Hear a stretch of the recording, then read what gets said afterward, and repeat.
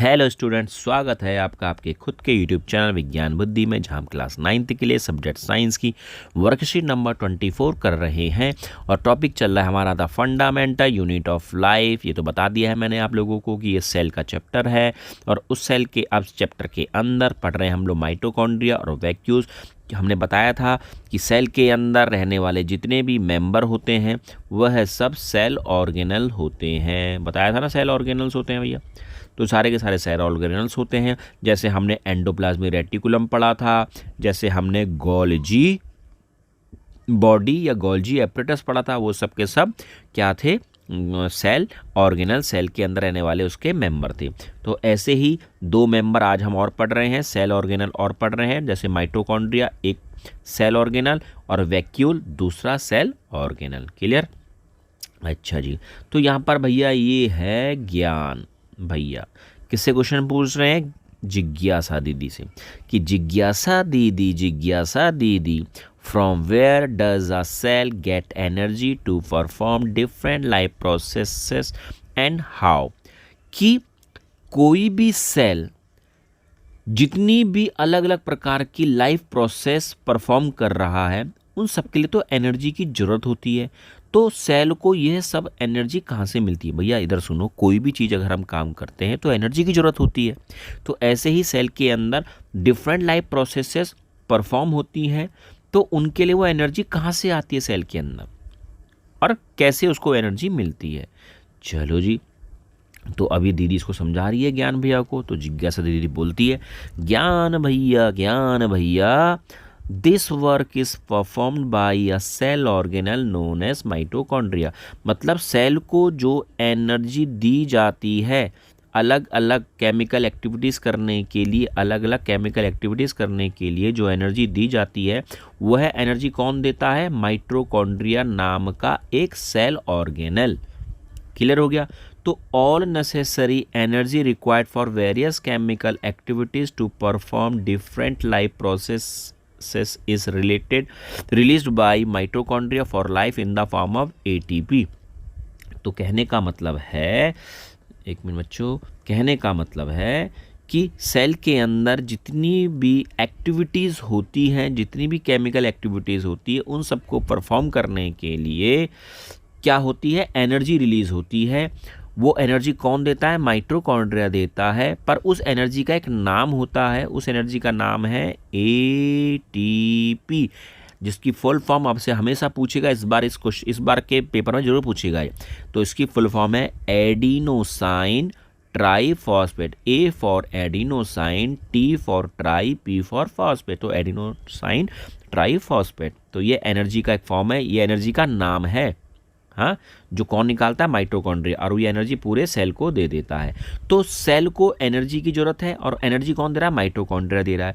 अब जो भी कोई चीज एनर्जी देती है उसको हमेशा पावर हाउस बोला जाता है। क्या बोला जाता है? Power house.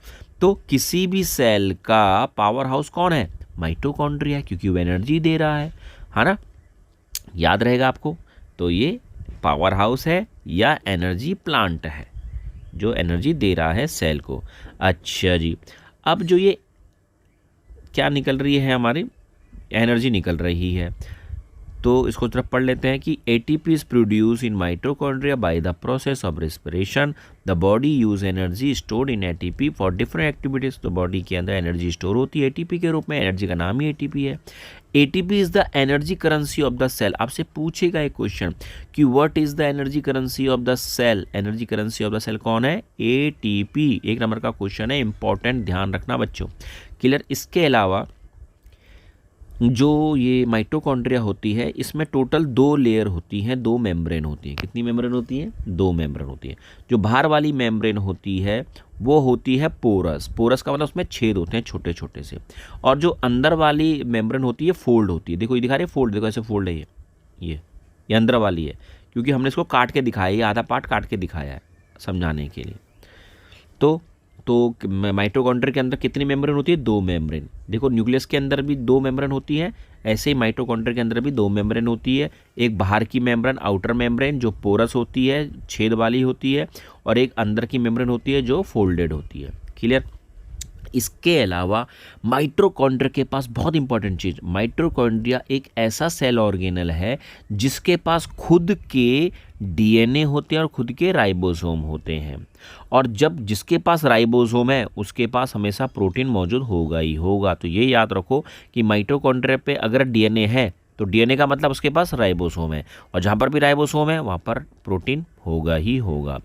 तो अब आपसे एक क्वेश्चन पूछेगा कि ऐसे एक सेल ऑर्गेनल का नाम बताओ जो न्यूक्लियस की तरह ही अपने पास डीएनए राइबोसोम और प्रोटीन रखता है। तो उसका नाम क्या? माइटोकॉन्ड्रिया।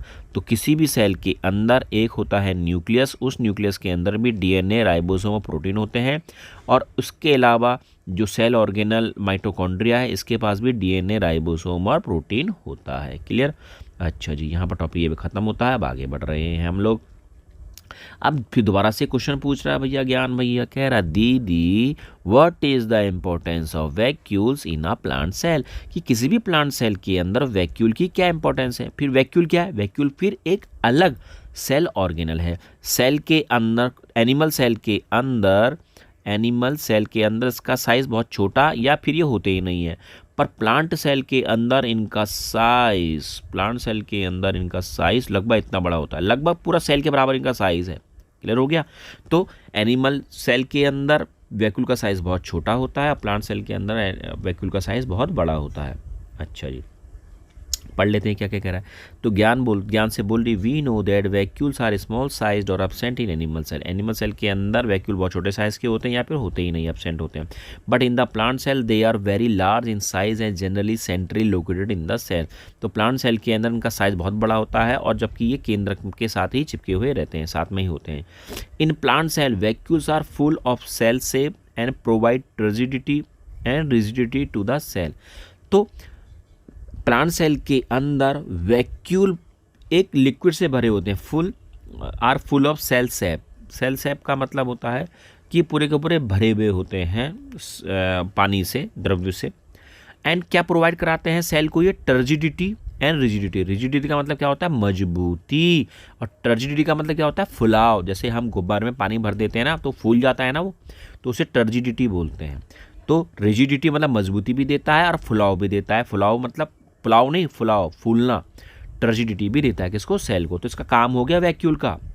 इसके अलावा इस वैक्यूल के अंदर बहुत सारे सब्सटेंसेस स्टोर होते हैं, जैसे एमिनो एसिड स्टोर होता है, वेरियस ऑर्गेनिक एसिड स्टोर होते हैं, प्रोटीन स्टोर होता है और शुगर स्टोर होते हैं। तो दो काम हो गए वैक्यूल के, कि वैक्यूल प्लांट को रिजिडिटी देता है और टर्जिडिटी देता है। इसके अलावा amino acid, organic acid, protein और शुगर को भी स्टोर करके रखता है।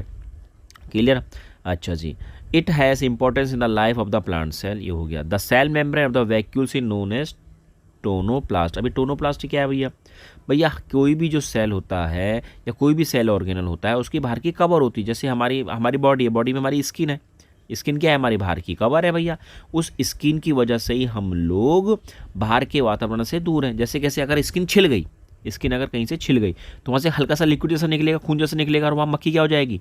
बैठ जाएगी। और मक्खी क्या करेगी? उसको और भी बेकार करना शुरू कर देगी। पर स्किन ने हमको क्या किया? बचा के रखा हुआ है ना, मक्खी से बचा के रखा हुआ है ताकि हमारे अंदर वो छेद ना कर पाए। पर स्किन अगर फट जाती है, छिल जाती है तो वहाँ मक्खी बैठना शुरू कर देती है। तो ऐसे ही वैक्यूल के पास भी अपनी मेम्ब्रेन होती है, आउटर कवर होता है जिसको हम बोलते हैं टोनोप्लास्ट। कौन सा plast? Tonoplast. It keeps the content of the cell separate from cytoplasm of the cell. ये हो गया है। चलो जी, इसके अलावा एक क्वेश्चन और, कि जो यूनिसेल्युलर ऑर्गेनिजम्स होते हैं, यूनिसेल्युलर का मतलब जिसके अंदर केवल एक ही सेल है। एग्जाम्पल कौन है उसका? अमीबा, है ना। क्या है उसका नाम? अमीबा।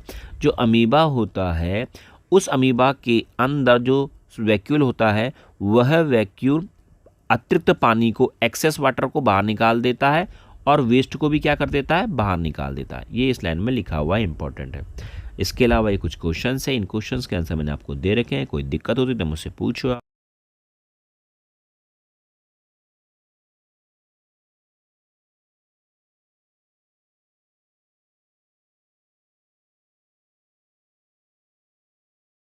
ओके।